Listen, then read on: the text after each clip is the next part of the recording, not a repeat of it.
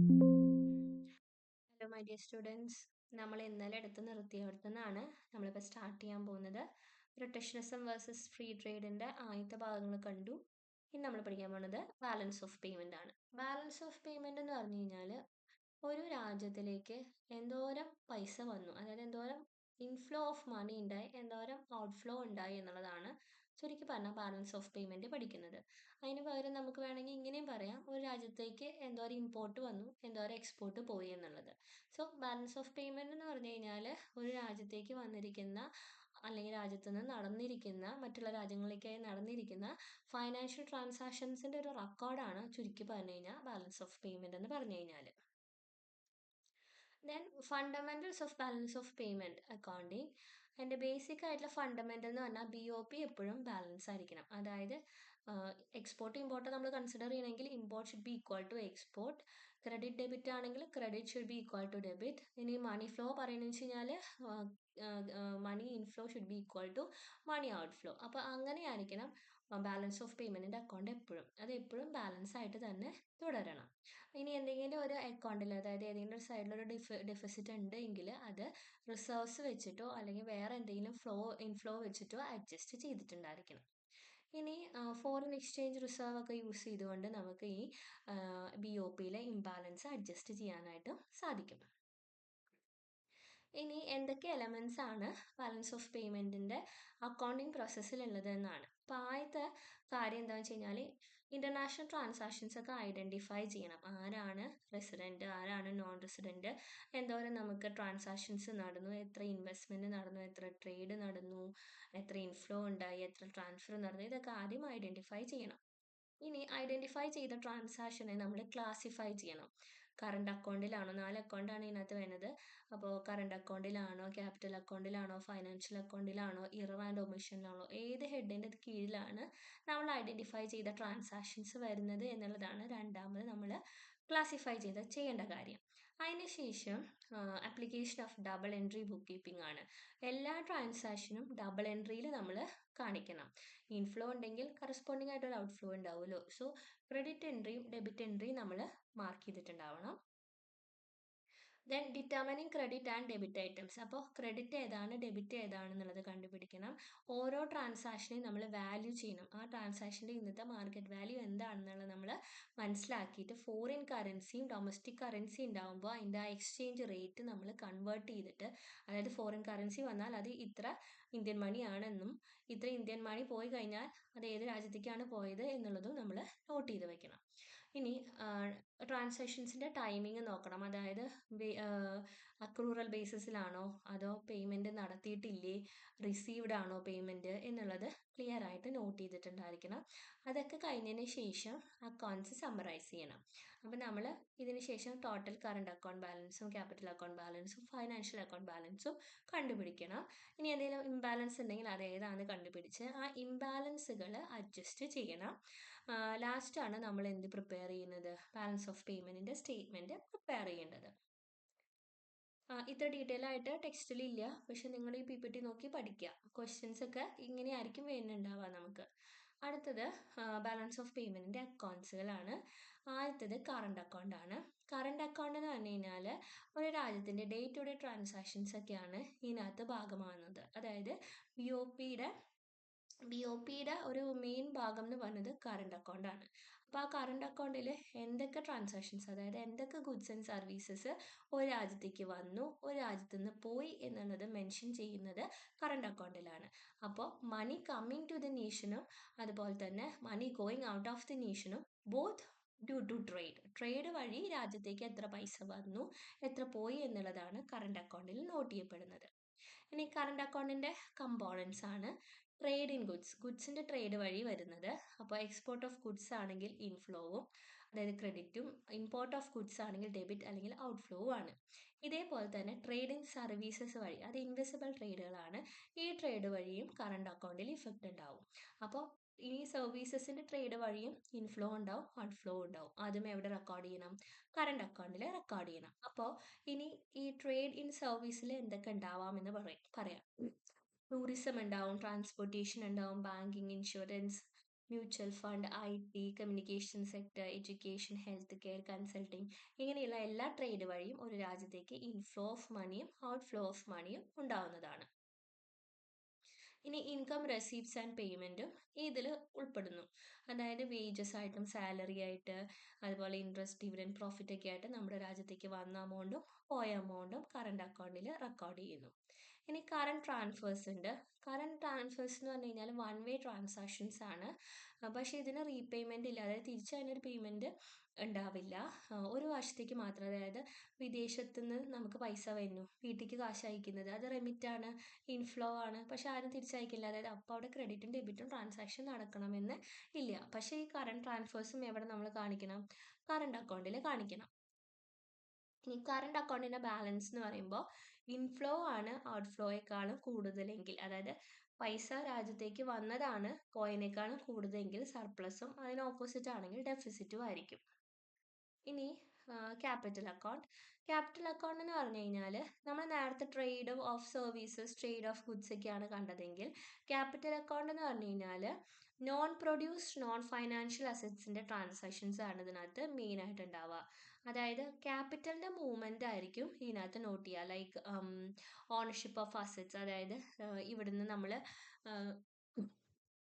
നമ്മുടെ അസറ്റ്സ് വിദേശീയർ വാങ്ങുന്ന, അല്ലെങ്കിൽ നമ്മൾ വിദേശത്ത് അസറ്റ്സ് വാങ്ങുന്ന, അങ്ങനെ അസറ്റിൻ്റെ ഓണർഷിപ്പിൽ ചേഞ്ചസ്, ഇൻഫ്ലോ ആൻഡ് ഔട്ട്ഫ്ലോ ആണ് ക്യാപിറ്റൽ അക്കൗണ്ടിൽ റെക്കോർഡ് ചെയ്യുന്നത്. അതിൽ ആദ്യത്തെ ക്യാപിറ്റൽ ട്രാൻസ്ഫേഴ്സ് ആണ്, അതായത് transfer of asset without any exchange of ഗുഡ്സോ സർവീസസ്. ഒരു ഗുഡ്സോ സർവീസസോ എക്സ്ചേഞ്ച് ചെയ്യുന്നതിന് പകരം നമ്മൾ അസറ്റ് ട്രാൻസ്ഫർ ചെയ്താൽ അതെവിടെ വരും? ക്യാപിറ്റൽ അക്കൗണ്ടിൽ വരും. നമ്മൾ ഡെപ്റ്റ് ഫോർഗീവ്നെസ്, അതായത് നമുക്ക് ഡെപ്റ്റ് നമ്മൾ എടുത്തിട്ടുണ്ടായിരുന്നുണ്ടാവും, അല്ലെങ്കിൽ നമ്മൾ ആർക്കെങ്കിലും കൊടുത്തിട്ടുണ്ടാവും, അത് വേണ്ടാന്ന് വെക്കുന്നത്, അപ്പോൾ അതും ക്യാപിറ്റൽ അക്കൗണ്ടിൽ കയറും. അതുപോലെ മൈഗ്രൻസിൻ്റെ അസറ്റിൻ്റെ ട്രാൻസ്ഫർ, മെഷീനറി, ബിൽഡിങ്സ് ഒക്കെ ആയിട്ട് ഗിഫ്റ്റ് ഒക്കെ ആയിട്ട് കിട്ടുന്നത്. അപ്പോൾ അങ്ങനെ അസറ്റിൻ്റെ ട്രാൻസ്ഫർ വന്നു കഴിഞ്ഞാൽ അത് ക്യാപിറ്റൽ അക്കൗണ്ടിലായിരിക്കും കാണിക്കുന്നുണ്ടാവുക. അതുപോലെ തന്നെ patent, copyrights, trademarks, natural resources, ഇങ്ങനെയുള്ളതിൻ്റെയൊക്കെ സെയില്, അതുപോലെ പർച്ചേസും ഒക്കെ എവിടെ പെടും? ഈ ക്യാപിറ്റൽ അക്കൗണ്ടിൽ വരും.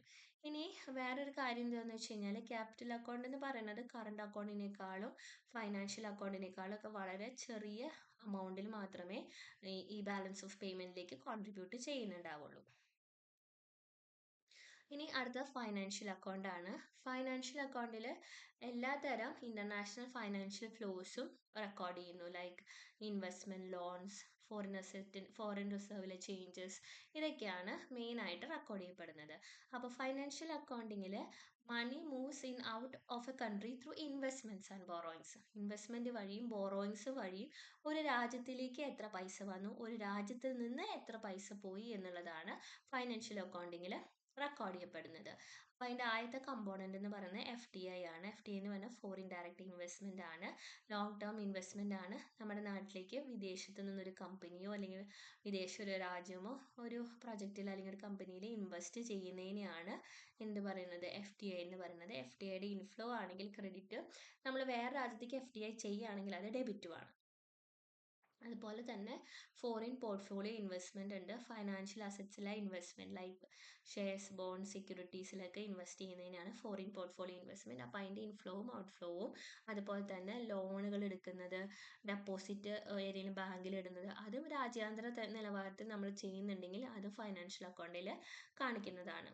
ഇനി റിസർവ് അസറ്റ്സ് ഉണ്ട്. റിസർവ് അസറ്റ്സ് എന്ന് പറഞ്ഞാൽ മോർ ഓവർ അത് central bank of the nation ആയിരിക്കും മാനേജ് ചെയ്യുന്നുണ്ടാവുക. നമുക്ക് ഗോൾഡിലും SDR, IMFലൊക്കെ റിസർവ് പൊസിഷൻ ഉണ്ടായിരിക്കും. അപ്പോൾ നമ്മൾ ഫോറിൻ കറൻസി ബൈ ചെയ്താൽ അത് ഔട്ട്ഫ്ലോയും, ഫോറിൻ കറൻസി നമ്മൾ സെല്ല് ചെയ്ത് കഴിഞ്ഞാൽ അത് ഇൻഫ്ലോ ആണ്. ഇനി ഫൈനാൻഷ്യൽ അക്കൗണ്ടിൻ്റെ പർപ്പസ് എന്ന് പറയുന്നത് എന്താണെന്ന് വെച്ച് കഴിഞ്ഞാൽ ഫോറിൻ ഇൻവെസ്റ്റേഴ്സിൻ്റെ കോൺഫിഡൻസിനെയും എക്സ്ചേഞ്ച് റേറ്റ് സ്റ്റെബിലിറ്റിനെയും, അതുപോലെ തന്നെ ഒരു രാജ്യം എങ്ങനെ അവിടെ കറണ്ട് അക്കൗണ്ട് ഡെഫിസിറ്റ്, അതായത് എക്സ്പോർട്ട് കുറവ് ഇമ്പോർട്ട് കൂടുതലായ ഒരു സിറ്റുവേഷൻ ഉണ്ടെങ്കിൽ അതൊക്കെ എങ്ങനെ മാനേജ് ചെയ്യുന്നു, ഫൈനാൻസ് ചെയ്യുന്നു എന്നുള്ളതാണ് ഫൈനാൻഷ്യൽ അക്കൗണ്ട് കാണിക്കുന്നത്. ഇനി നമ്മളിപ്പോൾ ഫൈനാൻഷ്യൽ അക്കൗണ്ടിങ്ങിൽ ഒരു ടേം പഠിച്ചിരുന്നു, അതാണ് ഡയറക്റ്റ് ഇൻവെസ്റ്റ്മെൻറ്റ്. ഡയറക്റ്റ് ഇൻവെസ്റ്റ്മെൻറ്റ് എന്ന് പറയുമ്പോൾ ഫോറിൻ ഡയറക്റ്റ് ഇൻവെസ്റ്റ്മെൻറ്റിനെയാണ് അവിടെ ഫോക്കസ് ചെയ്യുന്നത്. ഇത് ലോങ് ടേം ഇൻവെസ്റ്റ്മെൻറ്റ്സ് ആണ്. ഇവിടെ ഇൻവെസ്റ്റർ എന്ന് പറയുന്നത് വേറൊരു രാജ്യത്തു നിന്ന് വരുന്ന ആളാണ്. അവർ എന്ത് ചെയ്യുന്നു? ഒരു നമ്മുടെ രാജ്യത്തുള്ള അല്ലെങ്കിൽ മറ്റുള്ള രാജ്യങ്ങളിൽ, അതായത് സെയിം നേഷൻ അല്ല, അതാണ് നമ്മൾ നോട്ട് ചെയ്യേണ്ട കാര്യം. പുറത്തുനിന്നുള്ള ആള്, വേറെ നേഷനിൽ നിന്നുള്ള ആള് നമ്മുടെ രാജ്യത്തെ ബിസിനസ്സിലേക്ക് ഇൻവെസ്റ്റ്മെന്റ് നടത്തുന്നു. അപ്പോൾ അവര് ഒന്നില്ലെങ്കിൽ ആ ബിസിനസ് കൺട്രോൾ ചെയ്യാനായിരിക്കാം, അല്ലെങ്കിൽ പ്രോഫിറ്റ് ഏൺ ചെയ്യാനായിരിക്കാം. അങ്ങനെ ഇൻവെസ്റ്റ്മെന്റ് ലോങ് ടേമിലേക്ക് നടത്തുന്നതിനെയാണ് ഫോറിൻ ഡയറക്റ്റ് ഇൻവെസ്റ്റ്മെന്റ് എന്ന് പറയുന്നത്. ഇനി അതിൻ്റെ കീ ഫീച്ചേഴ്സ് എന്ന് പറയുമ്പോൾ, മോരോവർ കേസിൽ 10% അല്ലെങ്കിൽ മോർ ദാൻ 10% ഒക്കെ ഓൺ ചെയ്യും. മാനേജ്മെന്റ് കൺട്രോൾ ഉണ്ടായിരിക്കും, ലോങ് ടേം കമ്മിറ്റ്മെന്റ് ഉണ്ടായിരിക്കും. ഇതിനകത്ത് കുറേ കാര്യങ്ങൾ ആക്ടിവിറ്റീസ് അവർ ചെയ്യുന്നുണ്ടായിരിക്കും. ലൈക്ക് ഫാക്ടറീസ് അല്ലെങ്കിൽ ഓഫീസൊക്കെ അബ്രോഡ് സെറ്റപ്പ് ചെയ്യും. കമ്പനിയുടെ മേജർ സ്റ്റേക്ക് അവർ കൈക്കലാക്കും. കൈക്കലാക്കും എന്ന് വെച്ചാൽ വാങ്ങും. പിന്നെ റീഇൻവെസ്റ്റഡ് ഏർണിങ്സ് ഉണ്ടാവും. ഇങ്ങനെയൊക്കെ അവർക്ക് FDI പ്രവർത്തിക്കാവുന്നതാണ്. നമ്മൾ FDIനെ കുറിച്ച് ഡീറ്റെയിൽ ആയിട്ട് ഇന്റർനാഷണൽ ബിസിനസ്സിൽ ഇനി പഠിക്കും. ഇനി FDIയുടെ ഇൻഫ്ലോനെ ക്രെഡിറ്റ് എന്നും ഔട്ട്ഫ്ലോനെ ഡെബിറ്റ് എന്നും ആണ് പറയുന്നത്. പോർട്ട്ഫോളിയോ ഇൻവെസ്റ്റ്മെന്റ് എന്ന് പറഞ്ഞു കഴിഞ്ഞാൽ ഇൻവെസ്റ്റ്മെന്റ് ആണ്. എന്തിലുള്ള ഇൻവെസ്റ്റ്മെന്റ് ആണ്? ഫൈനാൻഷ്യൽ അസറ്റ്സിലുള്ള ഇൻവെസ്റ്റ്മെന്റ് ആണ്. പക്ഷേ FDIയിൽ കൺട്രോൾ ഗെയിൻ ചെയ്യാനായിട്ടും കൂടെയാണ് യൂസ് ചെയ്യുന്നത് എങ്കിൽ, പോർട്ട്ഫോളിയോ ഇൻവെസ്റ്റ്മെന്റിൽ മോണിറ്ററി ബെനിഫിറ്റ് മാത്രമേ അവർ ഉദ്ദേശിക്കുന്നുള്ളൂ. ഒരു മാനേജ്മെന്റിന്റെ കൺട്രോൾ വേണം എന്നുള്ളത് പോർട്ട്ഫോളിയോ ഇൻവെസ്റ്റ്മെന്റ് അല്ലെങ്കിൽ FPIയിൽ, ഫോറിൻ പോർട്ട്ഫോളിയോ ഇൻവെസ്റ്റ്മെന്റ് കേട്ടോ, അതിൽ ഉദ്ദേശിക്കുന്നില്ല. FDIയിൽ 10% മുകളിലാണ് ഇൻവെസ്റ്റ്മെന്റ് എങ്കിൽ ഇവിടെ 10% താഴെയായിരിക്കും. ഇവിടെ ഹൈലി ലിക്വിഡ് ആയിരിക്കും, ഷോർട്ട് ടേം ആണ്. ഇതിനകത്ത് വരുന്ന ആക്ടിവിറ്റി എന്ന് പറഞ്ഞാൽ ഏതെങ്കിലും ഒരു കമ്പനിയുടെ ഷെയർസ് പർച്ചേസ് ചെയ്യുക, ബോണ്ട്സ് പർച്ചേസ് ചെയ്യുക, മ്യൂച്വൽ ഫണ്ട്സ് പർച്ചേസ് ചെയ്യുക, അങ്ങനെയുള്ള ആക്ടിവിറ്റീസ് മാത്രമേ പോർട്ട്ഫോളിയോ ഇൻവെസ്റ്റ്മെന്റിൽ വരുന്നുണ്ടാവുള്ളൂ. ഇനി FPIക്ക് ഇൻഫ്ലോ ഉണ്ടെങ്കിൽ അത് ക്രെഡിറ്റ് ആയിട്ടും ഔട്ട്ഫ്ലോ ഉണ്ടെങ്കിൽ ഡെബിറ്റ് ആയിട്ടുമാണ് വരുന്നത്. അതർ ഇൻവെസ്റ്റ്മെന്റ് ആൻഡ് ലയബിലിറ്റീസിൽ വരുന്നത് റെസ്യൂഡൽ ഫൈനാൻഷ്യൽ ട്രാൻസാക്ഷൻസ് ഉണ്ടായിരിക്കും. ദാറ്റ് ഈസ് FDI ആയിട്ടും കാണില്ല, FPI ആയിട്ടും കാണില്ല. ഇതെന്ന് പറയുന്നത് loans, trade credit, bank flows അല്ലെങ്കിൽ എന്തെങ്കിലും ലയബിലിറ്റീസ് അങ്ങനെയുള്ള കേസസ് ആണ് ഈ അതർ ഇൻവെസ്റ്റ്മെന്റ് അല്ലെങ്കിൽ ലയബിലിറ്റീസിൽ ഉണ്ടാവുക. അപ്പോൾ നമ്മൾ ബോറോയിങ് ഫ്രം എബ്രോഡ് ആണെങ്കിൽ അതൊരു ലയബിലിറ്റി ആണ്. പക്ഷേ നമ്മുടെ രാജ്യത്തേക്ക് പൈസ വരുന്നതുകൊണ്ട് അത് ക്രെഡിറ്റിലും, ലെൻഡിങ് ടു ഫോറിൻ പാർട്ടീസ്, വിദേശീയർക്ക് നമ്മൾ കടം കൊടുക്കുകയാണെങ്കിൽ അതൊരു അസറ്റ് ആണെങ്കിൽ കൂടി അത് നമ്മുടെ കയ്യിൽ നിന്ന് പൈസ പോകുന്നത് കൊണ്ട് ഡെബിറ്റ് ആയിട്ടുമാണ് കാണിക്കുന്നത്.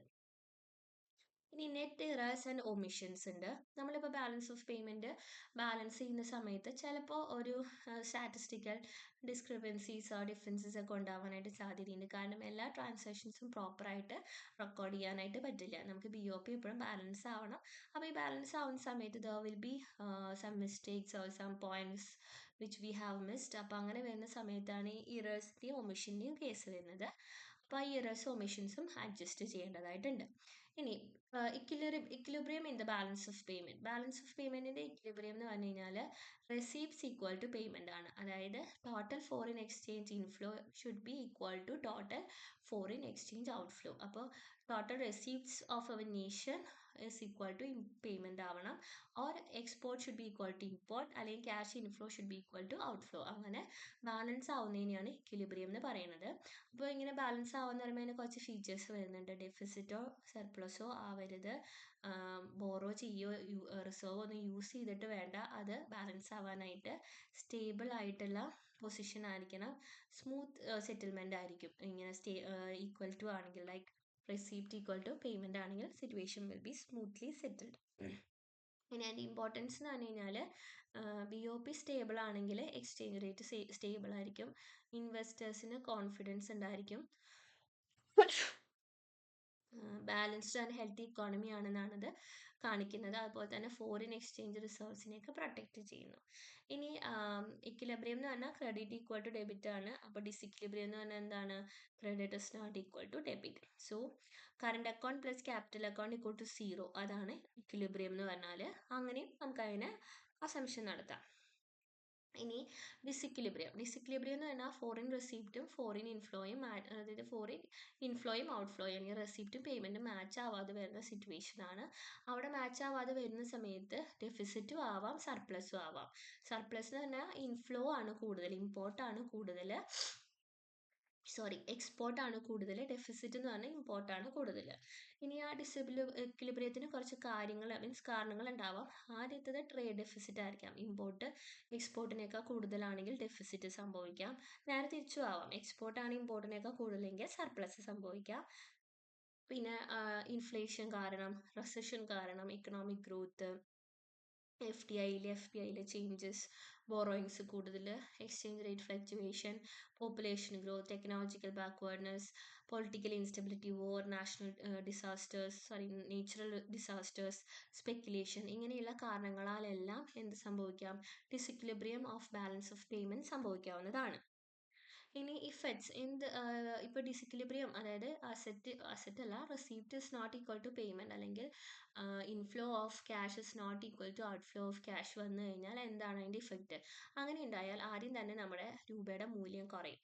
Okay, foreign exchange reserve follow ആവും, depreciation of domestic currency which means രൂപയുടെ മൂല്യം കുറയും, നമുക്ക് IMF അല്ലെങ്കിൽ ഫോറിൻ ലോൺസിൻ്റെ ആവശ്യകത വരും, ഇമ്പോർട്ട് കുറയും, ഇൻവെസ്റ്ററിൻ്റെ കോൺഫിഡൻസ് പോവും, ഇൻട്രസ്റ്റ് റേറ്റ് ഒക്കെ വളരെ കൂടുകയും ഇക്കണോമിക്കൽ ഗ്രോത്ത് സ്ലോ ഡൗൺ ആവുകയും ഗവൺമെൻറ് പോളിസീസിൽ കുറേ പ്രഷർ വരും, ലൈക്ക് മോണിറ്ററി ഫിസിക്കൽ പോളിസീസ് ഒക്കെ ചേഞ്ച് ചെയ്യാനായിട്ടുള്ള പ്രഷർ വരികയും ചെയ്യും. ഇനി ടൈപ്സ് ഓഫ് BOP ഡിസിക്വിലിബ്രിയം ഉണ്ട്. ഒന്നെന്ന് പറയുന്നത് BOPയിൽ ഡിസിക്വിലിബ്രിയം ഉണ്ടാവാനുള്ള കാരണങ്ങളാണ്. അതിൽ ആദ്യത്തെ കാരണം എന്ന് പറയുന്നത് സൈക്ലിക്കലാണ്. സൈക്ലിക്കൽ കൊണ്ട് ഉദ്ദേശിക്കുന്നത് ഇപ്പോൾ ഒരു ഇക്കണോമിക് ഒരു സൈക്കിൾ ഉണ്ടാവുമല്ലോ, ബൂം ഉണ്ടായിരിക്കും, പീക്ക് പോയിന്റ് ഉണ്ടായിരിക്കും, റെസിഷൻ ഉണ്ടായിരിക്കും, ഡിപ്രഷൻ ഉണ്ടായിരിക്കും, റിക്കവറി ഉണ്ടായിരിക്കും. അപ്പോൾ ഏത് സ്റ്റേജിലൂടെയാണോ കടന്നു പോകുന്നത് അതനുസരിച്ച് ഇക്വിലിബ്രിയത്തിൽ ചേഞ്ച്, ലൈക്ക് ഇമ്പോർട്ടിലും എക്സ്പോർട്ടിലും ചേഞ്ച് ഉണ്ടാവും. ബൂം പീരീഡിൽ ഇമ്പോർട്ട് കൂടുകയും റെസിഷനിൽ എക്സ്പോർട്ട് ഫോളോ ചെയ്യുകയും ചെയ്യും. അത് എല്ലാ രാജ്യത്തിനും ഒരുപോലെയാണ്. അപ്പോൾ സൈക്ലിക്കൽ ഇക്വിലിബ്രിയം ഉണ്ടാവാം. സ്ട്രക്ചറൽ എന്ന് പറഞ്ഞു കഴിഞ്ഞാൽ എന്തെങ്കിലും ഒരു സ്ട്രക്ചറിന് ചേഞ്ച് പറ്റി അതുകൊണ്ടുണ്ടാവുന്ന വ്യത്യാസം, ലൈക്ക് പുതിയ ടെക്നോളജി വന്നപ്പോൾ പഴയതിനെ റീപ്ലേസ് ചെയ്യുന്നു. ഫോർ എക്സാമ്പിൾ, ഇപ്പോൾ ടെലിഫോൺ ഉണ്ടാക്കുന്ന കമ്പനീന് ഇവിടുന്ന് നന്നായിട്ട് എക്സ്പോർട്ട് ഉണ്ടായിരുന്നു എന്ന് വിചാരിക്കുക, ലാൻഡ് ഫോൺ. പക്ഷേ ഇപ്പോൾ ലാൻഡ് ഫോൺ എവിടെയെങ്കിലും ഉണ്ടോ? ഇല്ല, അപ്പോൾ മൊബൈലാണ്. അപ്പോൾ ലാൻഡ് ഫോൺ ഇൻഡസ്ട്രി പൂട്ടിപ്പോയി, അപ്പോൾ ഒബ്വിയസ്ലി അവിടുത്തെ എക്സ്പോർട്ട് കുറഞ്ഞു. ലൈക്ക് ദാറ്റ് എന്തെങ്കിലും ഇക്കണോമിക് സ്ട്രക്ചറിനോ അല്ലെങ്കിൽ ഒരു വലിയൊരു ഔട്ട്ഡേറ്റഡ് ആയിട്ട് ഒരു ഇൻഡസ്ട്രി മാറുകയാണെങ്കിൽ അത് ഒബ്വിയസ്ലി ഇക്വിലിബ്രിയത്തിനെ ബാധിക്കും. പിന്നെ long term disequilibrium, like population, income, taste development, ഇതിലൊക്കെ ചേഞ്ചസ് വരുമ്പോൾ ലോങ് ടേം ഡിസിക്വിലിബ്രിയം സംഭവിക്കാം. അതുപോലെ തന്നെ ഷോർട്ട് ടേം ഉണ്ടായിരിക്കും. ഷോർട്ട് ടേം എന്ന് പറഞ്ഞു കഴിഞ്ഞാൽ ടെമ്പററി ആണ്. അതായത് പെട്ടെന്ന് എന്തെങ്കിലും ഒരു കാരണം വന്നു, ലൈക്ക് ഇപ്പോൾ എന്തെങ്കിലും ഒരു പാൻഡമിക് വന്നു, കോവിഡ് എന്ന് പറഞ്ഞാൽ, അപ്പോൾ കുറച്ച് നാളത്തേക്ക് ഡിസിക്വിലിബ്രിയം ആയിട്ട് ആ ഇക്കോണമി കണ്ടിന്യൂ ചെയ്യാം. ലൈക്ക് ദാറ്റ് ചേഞ്ചസ് ഉണ്ടാവാം. അപ്പോൾ ഇതൊക്കെയാണ് ടൈപ്സ് ഓഫ് ഡിസിക്വിലിബ്രിയം എന്ന് പറയുന്നത്.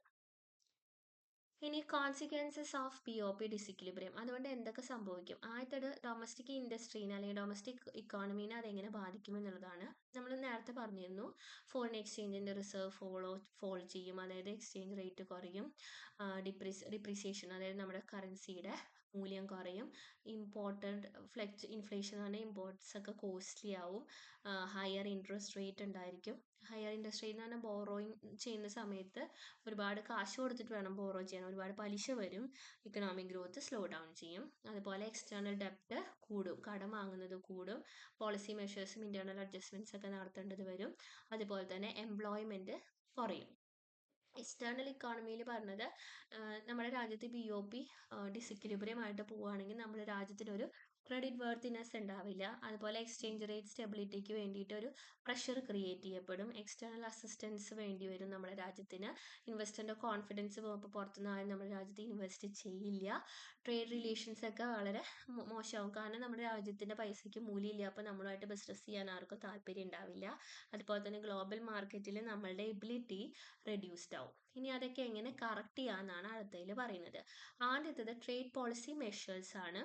ലൈക്ക് എന്തൊക്കെ ചെയ്യാൻ പറ്റും? ഇമ്പോർട്ട് താരിഫ്സ് വയ്ക്കുക, അതുപോലെ import quota licensing, export promotion scheme, import substitution, anti dumping duties, trade agreements, ഇങ്ങനെയുള്ള കാര്യങ്ങളൊക്കെ വയ്ക്കാം. ഇത് ഓൾറെഡി ഫസ്റ്റ് ക്ലാസ്സിൽ, അതായത് ഈ ക്ലാസ്സിൻ്റെ, അതായത് പ്രൊട്ടക്ഷൻ വേഴ്സസ് ഫ്രീ ട്രേഡിൻ്റെ ആദ്യത്തെ ഭാഗത്തിൽ ഞാൻ എക്സ്പ്ലെയിൻ ചെയ്യുന്നുണ്ട്. അപ്പോൾ ട്രേഡ് പോളിസി മെഷേഴ്സ് എന്ന് പറയുമ്പോൾ ഇമ്പോർട്ട് കുറച്ചുകൊണ്ട് എക്സ്പോർട്ട് എങ്ങനെയൊക്കെ കൂട്ടാം, അതിനുള്ള സ്റ്റെപ്പുകളാണ് ഇവിടെ പറയുന്നത്. ഇതെല്ലാം മുന്നത്തെ ക്ലാസ്സിൽ എക്സ്പ്ലെയിൻ ചെയ്തതാണ് കേട്ടോ. ആൻഡ് എക്സ്പെൻഡിച്ചർ റെഡ്യൂസിങ് പോളിസി, ഇതിലെങ്ങനെയാണെന്ന് വെച്ച് കഴിഞ്ഞാൽ നമ്മുടെ ഡൊമസ്റ്റിക് ഡിമാൻഡ് കുറയാണ്, ലൈക്ക് അങ്ങനെ വരുന്ന സാഹചര്യത്തിൽ മോണിറ്ററി പോളിസീസ് ടൈറ്റൻ ചെയ്യുക, അതായത് ഇൻട്രസ്റ്റ് റേറ്റ് കൂട്ടുക, അപ്പോൾ കൺസംഷനും ഇൻവെസ്റ്റ്മെൻറ്റും കുറയും, അപ്പോൾ ഓട്ടോമാറ്റിക്കലി ലോവർ ഇമ്പോർട്ട്സ് ആയിരിക്കും, അതായത് പൈസ ഉണ്ടാവില്ല നമ്മുടെ കയ്യിൽ വാങ്ങാനായിട്ട്. നെക്സ്റ്റ് വരുന്നത് ഫിസിക്കൽ പോളിസി ടൈറ്റനിങ് ആണ്. ഗവൺമെൻറ് സ്പെൻഡിങ് കുറയ്ക്കും, ടാക്സ് കൂട്ടും, ഡിസ്പോസിബിൾ ഇൻകം അപ്പോൾ കുറവായിരിക്കും. അതായത് ടാക്സ് കൂട്ടുമ്പോൾ ആൾക്കാർക്ക് കിട്ടുന്ന ശമ്പളത്തിൽ നിന്ന് കുറേ ടാക്സ് പോയി. അപ്പോൾ അവരുടെ കയ്യിൽ കുറച്ച് പൈസ ഉണ്ടാവുള്ളൂ. അപ്പോൾ അവർക്ക് എന്ത് ചെയ്യാൻ പറ്റില്ല, സ്പെൻഡ് ചെയ്യാൻ പറ്റില്ല. അപ്പോൾ അവർ ഇമ്പോർട്ട് കുറയ്ക്കും. ഇനി റെഡ്യൂസിങ് ബഡ്ജറ്റ് ഡെഫിസിറ്റ്, അതിൽ എങ്ങനെ നമുക്ക് ബഡ്ജറ്റ് ഡെഫിസിറ്റ് കുറയ്ക്കാം. ഇൻഫ്ലേഷൻ കൺട്രോൾ ചെയ്ത് ഇക്കോണമി സ്റ്റെബിലൈസ് ചെയ്യുക. ക്രെഡിറ്റ് കൺട്രോൾ, അതിൽ പറഞ്ഞത് ലോൺസ് ഒക്കെ റെസ്ട്രിക്റ്റ് ചെയ്യുക എന്നുള്ളതാണ്.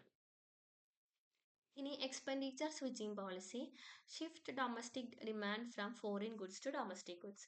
അപ്പം നമ്മൾ ഇവിടെ നമ്മുടെ ഇമ്പോർട്ട്സ് കുറച്ചിട്ട് എക്സ്പോർട്ട് കൂട്ടാനായിട്ടാണ്, അല്ലെങ്കിൽ ഡൊമസ്റ്റിക്കലി അവൈലബിൾ ആയിട്ടുള്ള ഗുഡ്സ് ആൾക്കാരെ കൊണ്ട് വാങ്ങിപ്പിക്കാനായിട്ട് ശ്രമിക്കണം. അപ്പോൾ കറൻസി ഡിവാലുവേഷൻ, നമ്മുടെ രൂപയുടെ മൂല്യം കുറഞ്ഞു കഴിഞ്ഞാൽ എക്സ്പോർട്ട് ചീപ്പർ ആവും, ഇമ്പോർട്ട് കോസ്റ്റ്ലിയർ ആവും. അപ്പോൾ ട്രേഡ് ബാലൻസ് ഇമ്പ്രൂവ് ചെയ്യാനായിട്ട് സാധിക്കും. ഇനി എക്സ്ചേഞ്ച് റേറ്റ് ഡിപ്രീസിയേഷൻ, അതായത് നമ്മുടെ എക്സ്ചേഞ്ച് റേറ്റ് ഫോൾ ചെയ്യുക. അപ്പോഴും നമുക്ക് എക്സ്പെൻഡിച്ചർ സ്വിച്ചിങ് പോളിസി വഴി ട്രേഡ് ബാലൻസ് ചെയ്യാനായിട്ട് സാധിക്കും. ഡൊമസ്റ്റിക് പ്രൊഡ്യൂസേഴ്സിന് സബ്സിഡി കൊടുക്കുക. അപ്പോൾ നമുക്ക് ഡൊമസ്റ്റിക് പ്രൊഡക്ട്സിൻ്റെ പ്രൈസ് കുറച്ച് വിൽക്കാൻ പറ്റും. അങ്ങനെ പ്രൈസ് കുറവാണെങ്കിൽ നമ്മുടെ നാട്ടിലെ പ്രൊഡക്റ്റ് ആയിരിക്കും ആൾക്കാർ കൂടുതൽ വാങ്ങിക്കുന്നുണ്ടാവുക.